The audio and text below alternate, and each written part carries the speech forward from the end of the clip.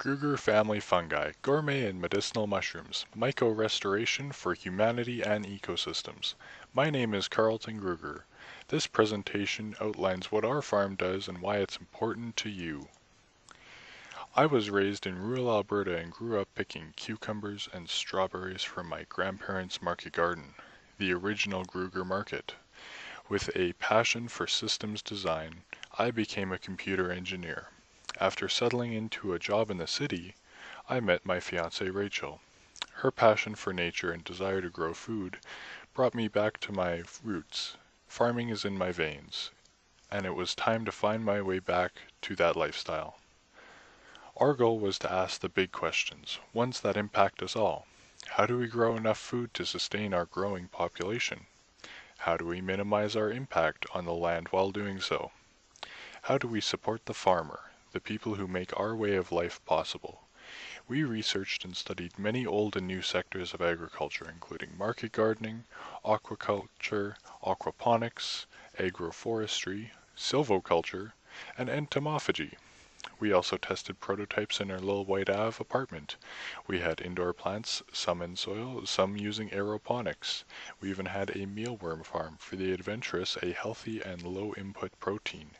For the squeamish, consider it a high quality feed for animals.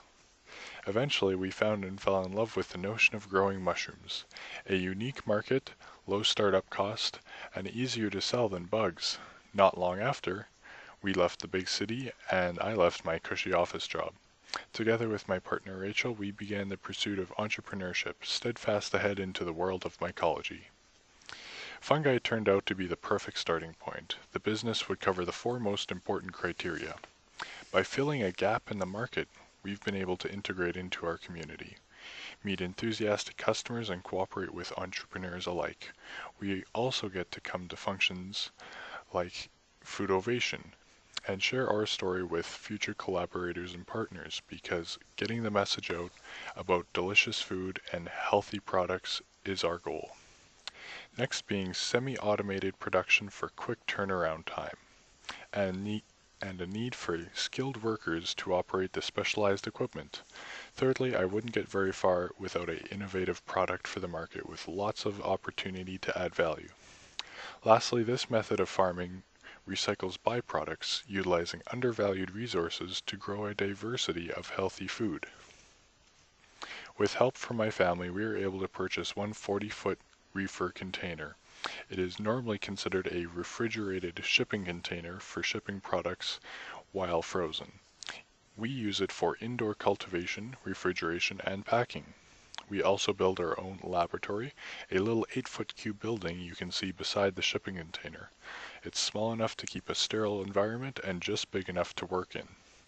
After the build and hooking up utilities, our next stage was to find the material to grow the mushrooms. Fungi happen to be the world's first and fastest organism to decompose organic matter, so finding food for them was not too terribly challenging. Any organic agricultural byproduct works. We started with sawdust from a local mill and various protein supplements, other options like brewer's mash, chipped trees, corn cobs, straw, even manure depending on the type of species. Some strains have even been proven to eat plastic, but I'm getting ahead of myself. There are many possibilities ahead of us. My focus today are wood-based varieties for culinary and medicinal use. Using exponential growth principles, I can turn a single syringe of mushroom spores into a 50,000-pound mass of fungi in 2 months. From that syringe, the mycelium is grown in petri dishes. You can see in the top of the graphic there, we actually transfer it from the syringe into little plates.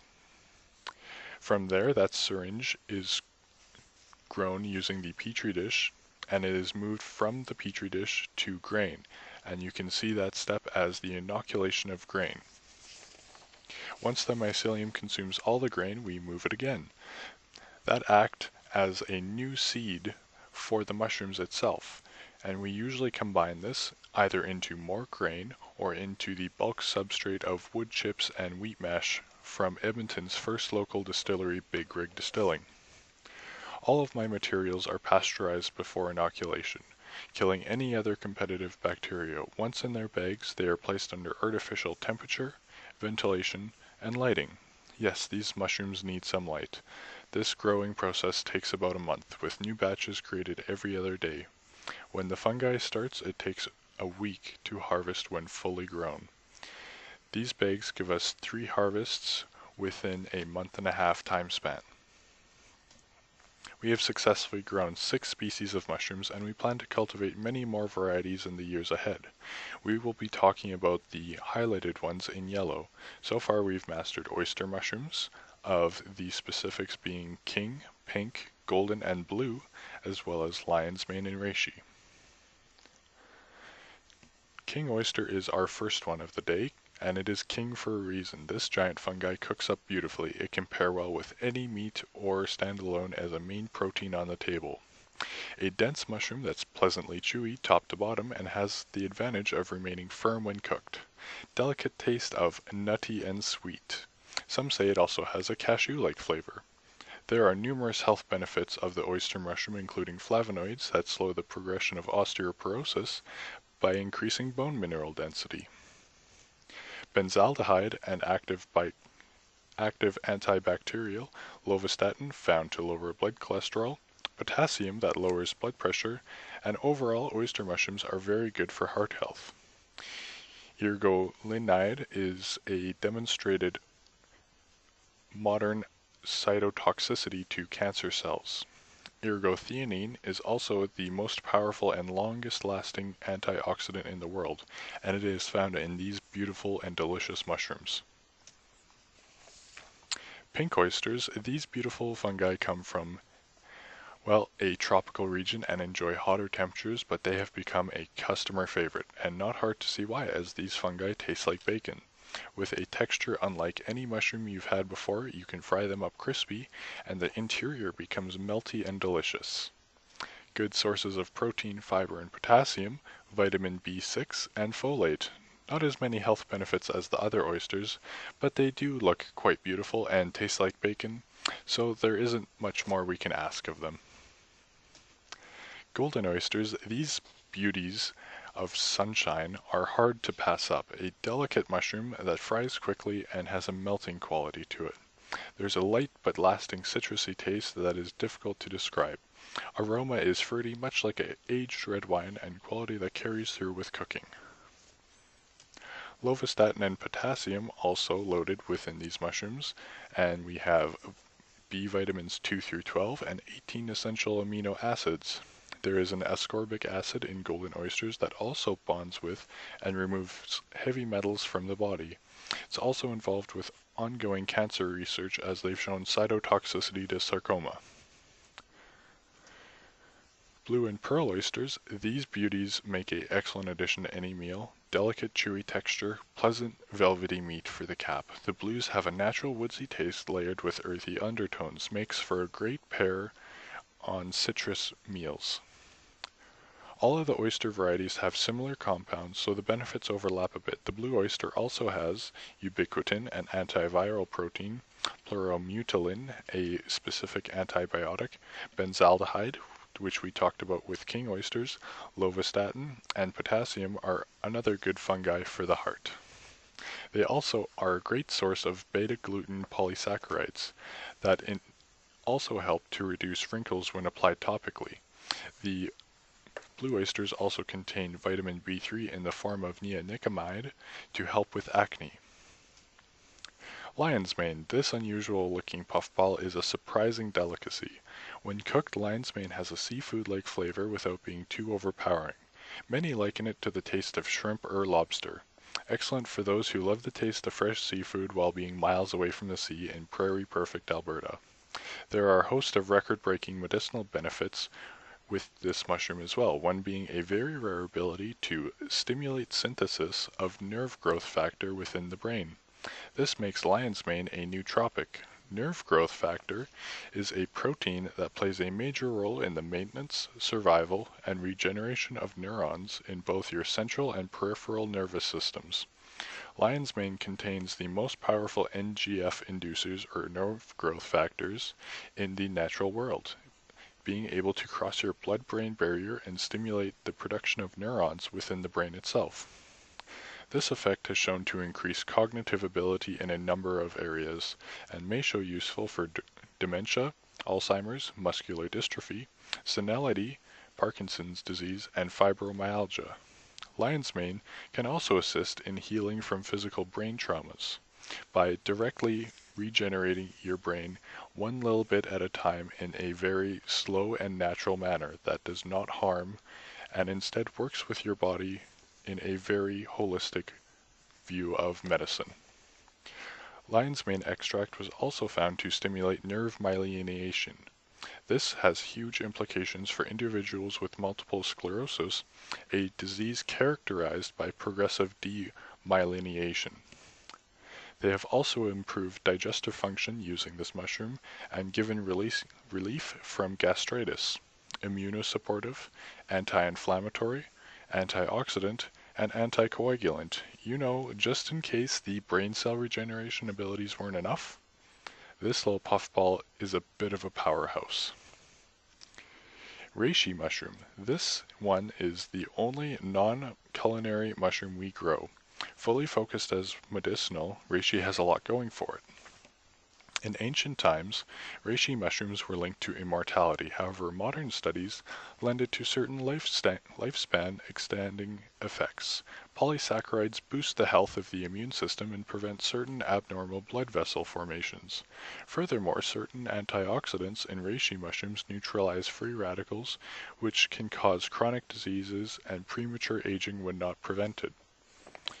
Reishi mushrooms have triterpenoids that reduce the ability of cancerous cells to divide, preventing tumor growth. Anti-inflammatory qualities are also found in this mushroom. For people suffering from arthritis or gout, reishi can provide a very substantial amount of pain relief. It's also very useful with respiratory conditions for those suffering from chronic respiratory ailments. Reishi has a strong effect on reducing irritation and inflammation within the lungs. Hypertension is also a very common and pervasive problem in our world today. Cardiovascular disease and complications remain the major killer in our society. Reishi mushrooms have been proven to improve the efficiency of blood flow to the heart and lower blood pressure. So now you've gotten a brief overview of the benefits of the fungi we grow, what they can provide for us as consumers in Alberta and abroad. There's a lot to absorb on this topic, and medicinal mushrooms are increasingly involved in ongoing studies. So we have a product, we can grow them with consistent success, luckily. We haven't been able to grow enough though. With the attention we've received last season, we have requests from another 20 markets, 2 hotel lines, and invites to multiple farmers markets around Edmonton and Alberta region. That brings us to the next stage of our business. Our humble setup of 1 reefer and little cube cleanroom won't cut it for the demand we've received. We have plans drawn up for engineering a 2,300 square meter facility, areas dedicated for packing, sorting, and refrigeration, a sterile laboratory for on-site seed production and testing, as well as 10 growing rooms used for year-round fruiting chambers, all individually climate-controlled for each fungi's preference. This setup will enable us to produce 23,000 kilograms of waste into fresh mushrooms weighing 6,800 kilos every single month. With that much product, we're looking at 250,000 sales from 1 month of growth. Now, you might be thinking, well, that's a very large number, and how do you get your hands on 23,000 kilograms of organic matter per month? This is where we start to process of agroforestry. The heavily forested raw land we're working on provides much of the wood chips we need for immediate production. Now, to be clear, using this process, it is not our goal to deforest this beautiful land. It is our intent to reforest with strategic harvesting and recycling our byproduct back into the land, a high-quality mushroom compost perfect for tree crops. On top of this, we create new opportunities for cooperating with other local farmers to grow new crops like hemp in the alleyways of our tree crops while they take their time to grow. And this photo actually shows what it would look like as it matures through the age, as you have sustainable growth for both immediate production and growth into the future when you're harvesting larger crops like apples or nuts. This is also very important for Alberta forests. They are an important biome in our ecosystem, and they create a large carbon sink when planted intentionally and can provide a diverse array of perennial low-maintenance crops. Forests even contribute to rainfall, acting as their own battery of water. Clouds form over large expanses of trees by transpiration through their leaves. Forests also act as the interprovincial irrigation service for farms. So the greater trees we plant, the more water we have.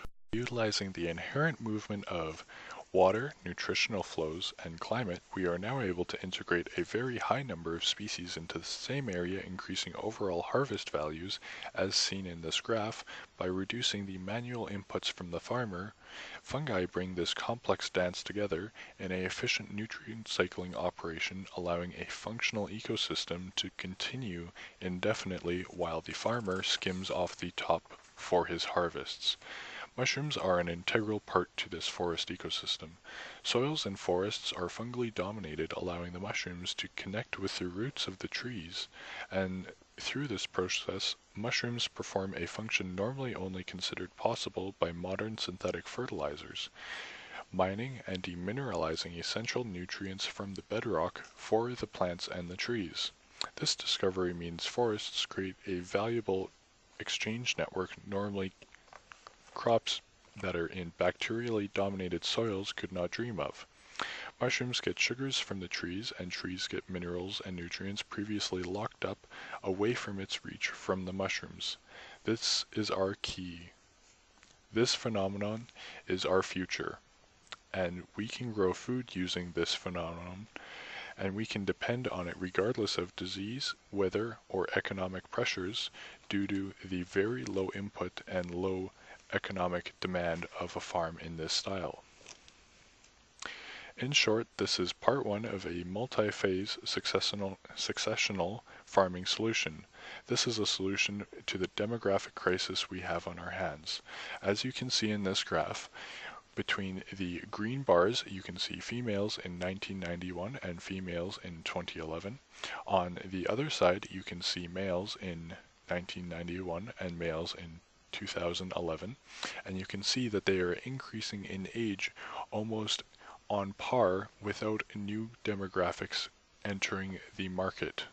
This is a very large problem for the future of all farms across Canada. And why is this trend happening? There is a solution for this. And with this loss of farmers and fewer younger people on farms, small farms are disappearing and show no signs of reversing. So can we reverse this trend? That is the question. Younger generations, we can look into why they are avoiding this, and at current, they are avoiding the large debt prices that are normally associated with starting a business or running a farm, because land prices and the process of buying the equipment for standard farms are so out of reach. Paying off debt with our current farming system in the first place is very difficult given the small margins and dependence on cash crops. Farming can both accommodate the needs of future generations while increasing production, all by using micro-restoration practices in a forest setting. When you go home today, or when you finish watching this video, it's not just this farm who farms fungi. There are hundreds of thousands of beneficial partnerships between mycelium and plants. It is now thought that over 95% of all plants and fungi friends have helping to increase health and yield throughout their life. And in this, you can see ectomycorrhizae. They have over 2,000 species of plants that they are regularly connecting with, between a number of trees like willow or birch, or many legumes also connect with these fungi. You can also find plants from the rose family and plants from the Pinaceae family, or angiosperms. Endomycorrhizae is much larger family containing over 300,000 species of plants, both herbaceous and woody, including brassica, such as your broccoli that you find in your grocery store. Or you can also find buckwheat, which is a very popular grain, as well as other grains that fall under this as well. It becomes a very over-encompassing process of mycelium. So how does a farm implement this agroforestry I was talking about? This starts with strategic planting of tree crops using passive irrigation. The photo shows 100 acres of trees on contour design, and included is a wide-spaced paths for equipment and fencing. A farm can do this using any number of species to ensure success today and a diversity of incomes for prosperity for years to come. This can include a number of types of trees or bushes like sea buckthorn, which can be producing within 2 years, or hazelnuts, which can take upwards of 5 to 10. But with that, you can maintain these crops for upwards of 500 to 1,000 years with consistent maintenance, which means you never have to plant again. Or you could also look into bur oaks, which contain a very valuable lumber crop in them as well. So not only do you get a food source, you also have an investment in very high quality lumber right on your property. And while you're growing these trees, you have a number of other options to grow, like perennial grasses, or cereals, or your standard pulse crops, or you can even do hemp, which also provides some wind protection during the first few years of the plant's growing. As you can see in this, it is very tiny typing, and some of our sources, not all of them, most of them went off the sheet actually, and there will be more included in the page below for links and references. Thank you for watching. Mycelium is afoot and it's a part of the path we walk on. If you have more questions or you would like to contact me, you can email me or phone me at 780-850-8455. And this includes my business contact, Carlton at grugermarket.ca. Thank you.